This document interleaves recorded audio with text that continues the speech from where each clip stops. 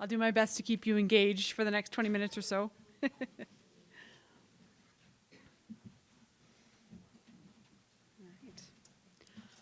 Tawau, Kisha Supernant Nitsikason. Apidugosisan Nia. Amiskuchiwa Skahikan Ochinia. This is a big moment for me. This is the first time I've been able to introduce myself in the language of my grandparents and great-grandparents. My grandparents were the last generation to speak Cree, which was the language of my family. I'd also like to begin by acknowledging the nations of Treaty 7 and also the Métis Nation. In 2015, the Truth and Reconciliation Commission of Canada formed as a response to the ongoing legacy of the residential school system here, and it released 94 calls to action aimed at health, government, law, religion, and education. These calls to action emerged out of years of listening to the truths contained in witness testimony and hearing from communities about what meaningful, sustained reconciliation must look like in Canada in the future. Today, in this session on the grand challenge of imagining the next 50 years of archaeological teaching and pedagogy, I will explore how the TRC calls to action and the subsequent work to indigenize the academy in Canada have had significant implications for how we teach archaeology. I will start with the TRC calls to action as a foundation before moving on to tell the truth of the history of our discipline, including how we have taught archaeology, who has taught archaeology, and how certain epistemologies have been privileged when telling Indigenous history within a North American context. I will then explore some of the ongoing discussions about Indigenous content in the Academy and how these invariably impact archaeological pedagogy. I will conclude by providing examples of how archaeological pedagogy can engage with reconciliation, discussing how the Canadian context can inform archaeological teaching more broadly, and imagining how we might teach archaeology some 50 years in the future. The TRC calls to action are diverse, but here I provide a few examples of how these calls to action relate to archaeology. There are many more. If you live, work, and teach in Canada, I strongly encourage you to read all 94 calls to action at a minimum. And if you don't want to read them, there's actually a YouTube series where people read them out for you. So you can just sit there and watch. No excuses, exactly. And that was actually the point of the YouTube versions as well.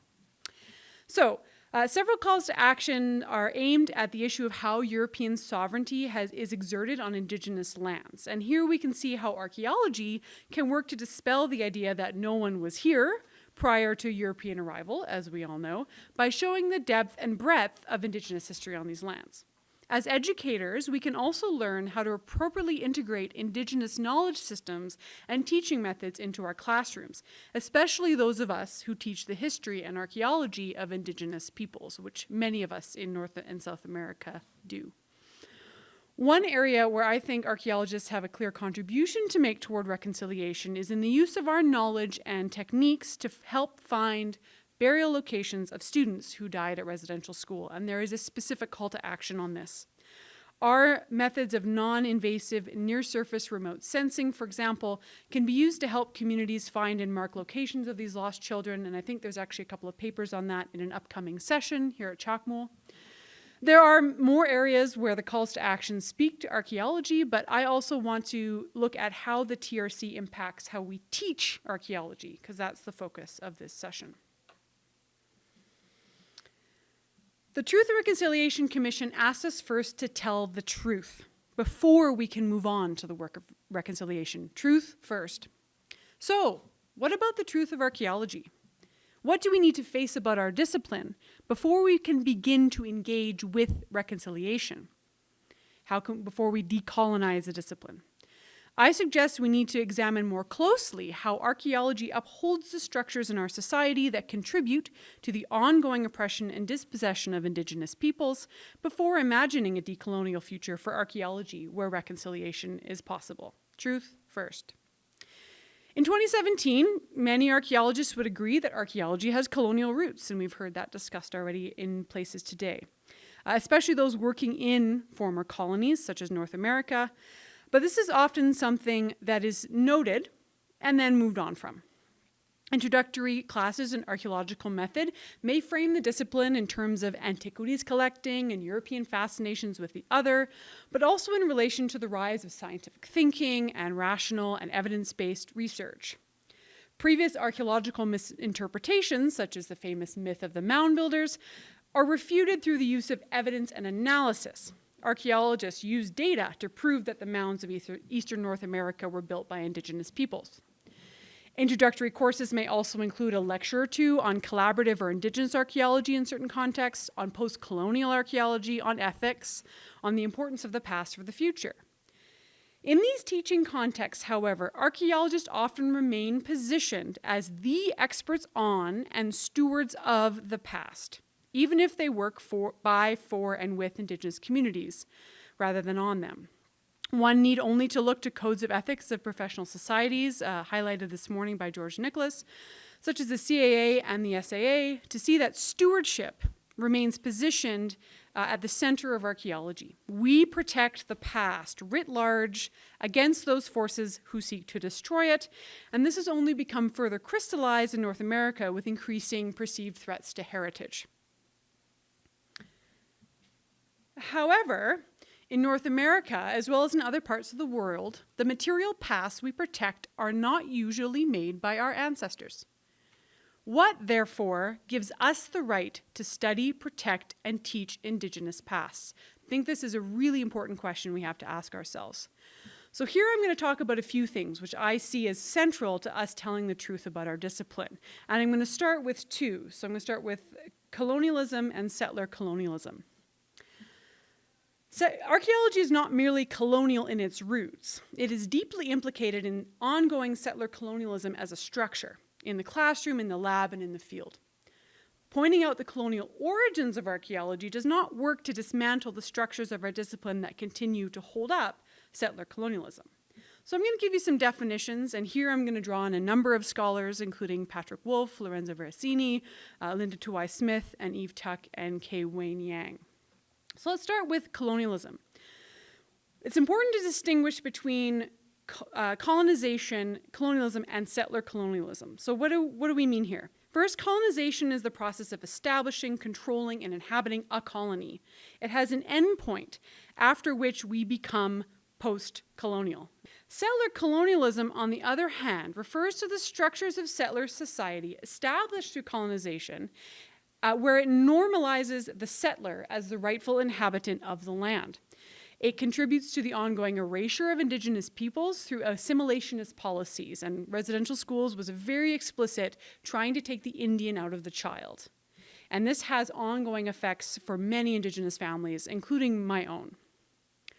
It also insidiously seeks to absolve current settlers from the structures established through colonization. And this is termed in the literature settler moves to innocence, where I didn't do it, so I'm not to be held responsible for it. So I didn't support residential schools. I was not alive. I should not be held responsible for what my ancestors did. However, in this system, settlers continue to benefit from the effects of that system. So you may not have done it, but you benefit from it because you live on Indigenous lands. We're going to get more uncomfortable. Are you ready? In the Western world, settler colonialism is impossible without white supremacy. However, discussing white supremacy makes a lot of people, including archaeologists, uncomfortable, and I will come back to why that is, but start by looking around the room. In white supremacy, whiteness is naturalized and centered. This is the assumption that white societies, peoples, and knowledge systems, science being an example, are inherently superior to all others. Our discipline contributed to these ideas as they were being formed, placing cultures into categories below civilized Europeans. Many of our early archaeological ancestors did this. But the ramifications of these continue to echo through society and through our discipline.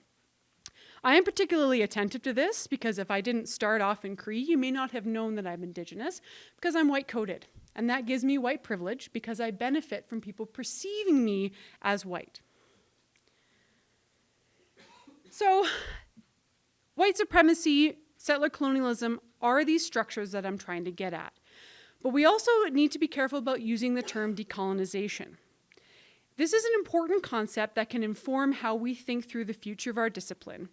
In their seminal 2012 article, Decolonization is Not a Metaphor, Tuck and Yang note the, quote, ease with which the language of decolonization has been superficially adopted into education and other social sciences, supplanting prior ways of talking about social justice, critical methodologies, or approaches which decenter settler perspectives, end quote. So there's a danger when we use decolonization kind of as a veneer, as opposed to actually getting at those deeper structures. So it's not about apologizing, it's about changing and transforming. And that is, as George Nicholas pointed out, that is hard work. But we need to unsettle settler colonialism and be accountable to Indigenous futures on Indigenous lands.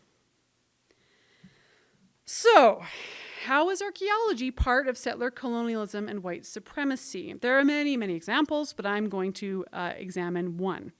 And this is the story of the Ancient One, known more colloquially as Kennewick Man. Most here are familiar with his long journey home, a journey which demonstrates the power of archaeology to both remove and return the Ancient One to his people. Because it took DNA to prove what Indigenous peoples had been saying for 20 years, that the Ancient One was their ancestor. Science originally prevented him from being returned to his people, and science was also used to return him to his people. Where is the power there? It remains with science. It took science to convince people that he needed to go home. And this is part of what I'm talking about. This is what we need to really get into. This is the truths we need to tell. We also see this further when we talk about how we teach archaeology.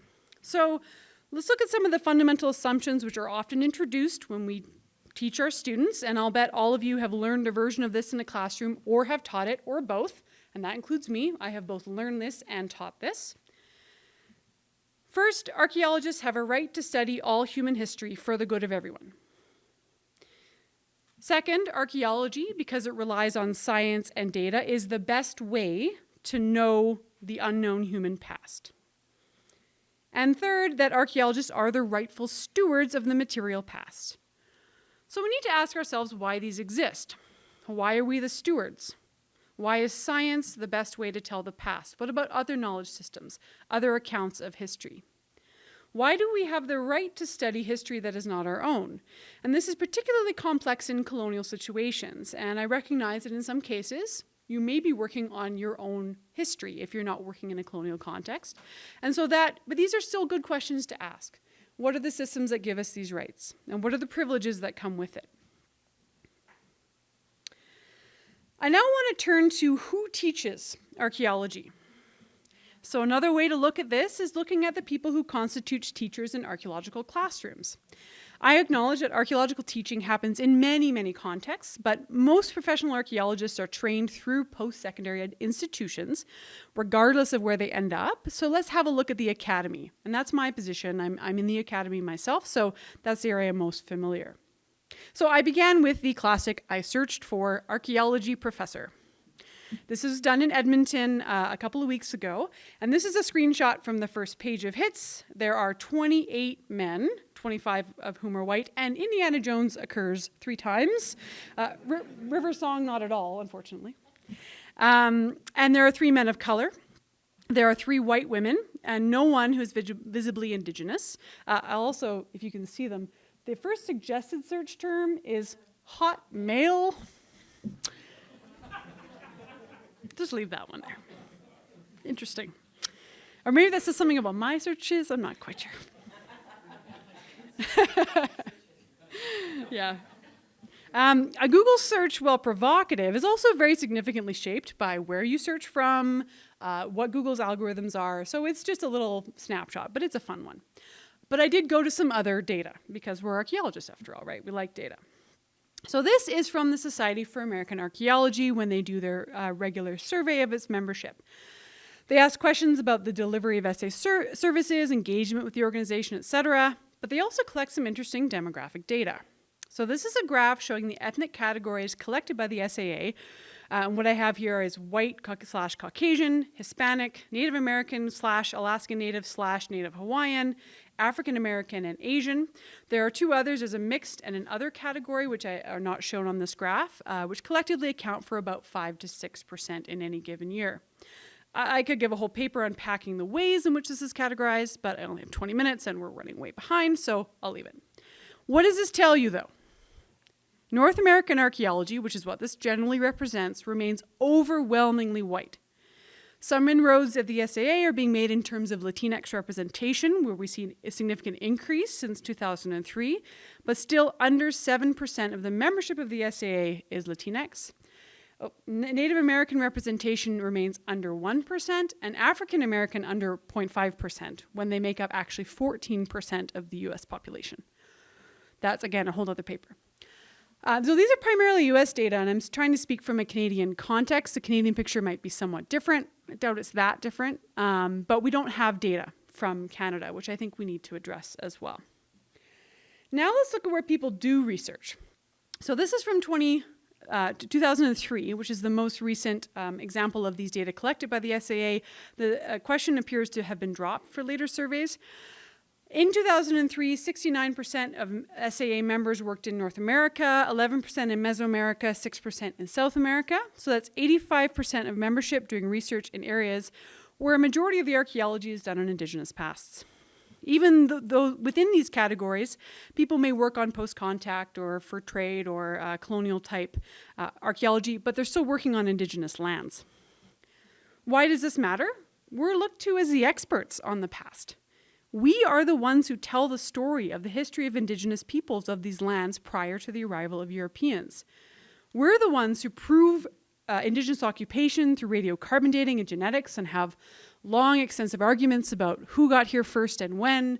Our analyses of the objects, sites, and landscapes of ancient peoples of these lands become the narratives which are given legitimacy, passed around in the press, taught in the schools as the history of these Indigenous places. And I recognize that community-based archaeology and Indigenous archaeology is seeking to redress some of this, but that happens more in the research context than in the pedagogical context, and we need to really examine how that works. We need to bring this same ethic to the classroom, and we need to be very careful about how we are actually teaching our students, how we're positioning even ourselves as experts on Indigenous history. So coming back to the calls to action in the Canadian context, how do we respond to this? How do we address some of these things? I'm going to start by talking a little bit about the discussions around indigenization happening at Canadian post-secondary institutions, and then looking at how this intersects with archaeology. So since the TRC calls to action, a lot of Canadian institutions have been engaging in the question of indigenizing the academy. What does that look like? Increasing enrollments of Indigenous students, recruiting Indigenous faculty, and some have gone so far as to talk about requiring mandatory Indigenous content or courses. And two universities, including the University of Winnipeg and Laurentian, are actually instituting mandatory Indigenous content requirements for all of their incoming students. There's been some pushback to this, both from people who don't want to see that, but also from Indigenous scholars. Because the question becomes, who's leading that? And do you have enough capacity to have the right people teaching in the right ways Indigenous content? And I'm going to bring this back to archaeology. Teaching archaeology in Canada, we often say, well, we do teach Indigenous content. And in many cases, we do, if you look at our classrooms. Recently, my department was asked to list courses which had Indigenous content in them, and it's a pretty big chunk of what we teach. So it's not necessarily about the content, it's how we're teaching it. How does it move toward reconciliation? So just including the history of Indigenous peoples of these lands, when you're a white person standing up in front of a primarily white classroom, that is not necessarily the goal of what these indigenization discussions are about. So we need to think about, what does that actually look like? How do we teach archaeology in these ways? First, we need to tell the truth. We need to talk about these issues in more depth. So in North America, I would suggest that introductory courses need to start with a discussion of how archaeology has been a tool of colonization, how it continues to sometimes uphold settler colonization, and puts settler people as the rightful stewards of the past and authors of Indigenous history. We need to teach students how archaeology helped to erase Indigenous people from the present by putting them in the past, took sacred objects, disturbed burials, placed the ancestors of Indigenous peoples on display. And this will require us to do some unlearning of our own. And we need to consider that there's other ways in which we need to tell these histories, and we need to make space for that. We need to have conversations about how archaeology upholds white supremacy, to teach about the ancient one. Or, instead of talking about how ancient aliens is pseudoscience, talk about how it's really racist. Really racist. When I tell my students that, they all kind of go, what? Racist? No, I don't want to talk about that. We have to talk about it. It's really important. We also need to, where appropriate and when the structures are in place, invite Indigenous scholars or knowledge keepers and community members into our classrooms to teach our students about the lands in which they're learning on. We all live on Indigenous lands if we live in North America, and it is important to acknowledge the continuity of Indigenous peoples on those lands, as well as their right to tell their own histories. Part of this is also recruiting and supporting Indigenous archaeologists. And I know this is an uphill battle, but we are making inroads in this way. I'm actually hoping at the upcoming CAAs to have a session where it's only Indigenous archaeologists presenting. So if you know anyone, get them in touch with me. And perhaps the most important thing we need to do is that we need to recognize that we need to unlearn some of the things we learned, right? The ways in which we were taught have actually led us to perpetuate some of these things, and we need to do our own process of unlearning. There's lots of great resources for this as well. Some people say, well, I don't know where to start. But there's open online courses, there's books, there's blogs, there's people reading the calls to action to you on YouTube. These things exist, and they are out there. And the one thing I'll tell you not to do is go find an Indigenous person and ask them to teach you. And I mean that because that does happen a lot to a lot of us. And it becomes the burden of us to teach you. There are resources out there. Find them, use them, and then bring questions if you have them, but don't expect us to do your unlearning for you. Okay, so let's look at how we can move forward. How will archaeology be taught in Canada in 50 years? I actually Googled future classrooms, and this is what I got. And there is a role certainly for technology. I imagine if you travel back to 1967, people would not be able to think about the types of technology we now have access to in the classroom, in the field. It's really quite astonishing. But what will it look like? I actually hope it looks a little more like this. So yes, there's a role for opening up the discipline, for bringing things online, for engaging with students at where they're at, and that's very, very important. But I also hope that archaeology classes in Canada will be taught in the future in a way that reconciles archaeological ways of knowing with Indigenous ways of knowing. I hope that alongside teaching the technical elements of archaeology, students will go on the land not to dig, but to learn about those practices in a very sort of land-based way, to talk to community members. They'll get a chance to learn from elders and Indigenous scholars about the history of those lands where those classes are located. I dream of a place where Indigenous students never feel othered or out of place when they come into an archaeological classroom, and many students who come and talk to me often feel very strange in archaeological classrooms because they feel like they're the object of study. Or maybe where they don't have to leave their own home community to participate in archaeological learning, so we can bring that to them. And I also dream of a teaching environment where students can learn archaeology from Indigenous professors within the academy, as well as other knowledge keepers. So Arvin et al. State in their 2013 article on decolonization and feminism that, quote, one of the most radical and necessary moves toward decolonization requires imagining and enacting a future for Indigenous peoples, a future based on terms of their own making. And this is really important, end quote. So where does this leave archaeology? Well, it starts with us. As teachers training the next generations, integrating understandings of settler colonialism into our archaeological classrooms and teaching contexts challenges us to expose, interrogate, and dismantle the structures that lie at the heart of our discipline. Now, I recognize that some of our colleagues, and some of you even in this room, may feel this as a threat, since it can be interpreted as the end of archaeology as we know it. Perhaps it is, but it doesn't mean the end of archaeology as a discipline. It just pushes us to imagine a different way of understanding our role and the work that we do. I, ever the optimist, would argue it pushes us to be better archaeologists, better teachers, and better citizens. So what is the future of archaeological pedagogy? That is up to us. Let's take on the challenge and imagine a better, more just, decolonial future for our discipline. Hi, hi.